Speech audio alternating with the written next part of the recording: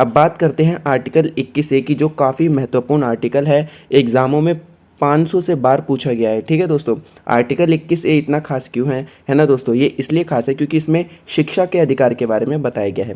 क्या अधिकार है? राज्य 6 वर्ष से 14 वर्ष तक की आयु वाले सभी बालकों के लिए निःशुल्क और अनिवार्य शिक्षा देने का ऐसी रीति में जो राज्य विधि द्वारा अवधारित करे, इसका उपबंध करेगा। यानी राज्य का दोस्तों कर्तव्य है कि 6 से लेकर 14 वर्ष तक के बच्चे जितने भी हैं उनको कंपलसरी शिक्षा देने का अधिकार राज्य का है।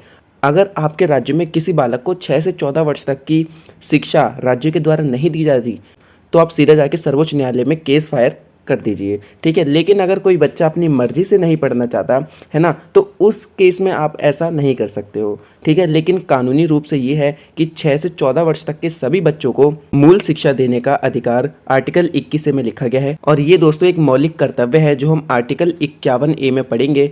हमारे कुछ ऐसे मौलिक कर्तव्य हैं जो हमें राज्य के लिए या अपनी सरकार के लिए या अपने देश के लिए करने होते हैं, उसको हम आगे पढ़ेंगे। ठीक है दोस्तों, और ये दोस्तों माता पिता का कर्तव्य भी है कि अपने 6 से 14 वर्ष तक के बच्चों को जो है वो एक प्रारंभिक शिक्षा दे। ठीक है दोस्तों, इस आर्टिकल को 86वें संविधान संशोधन के तहत जोड़ा गया था। 86वें संविधान संशोधन वर्ष 2002 में जोड़ा गया था। ठीक है दोस्तों, ये आपको ध्यान रखना है, काफ़ी इंपॉर्टेंट है। इसमें दोस्तों आपके बहुत सारे क्वेश्चन बन जाते हैं, जैसे शिक्षा का अधिकार किस में लिखा हुआ है, तो वो आर्टिकल 21 में लिखा हुआ है ना। 86वां संविधान संशोधन कब हुआ था, तो 2002 में 86वां संविधान संशोधन हुआ था।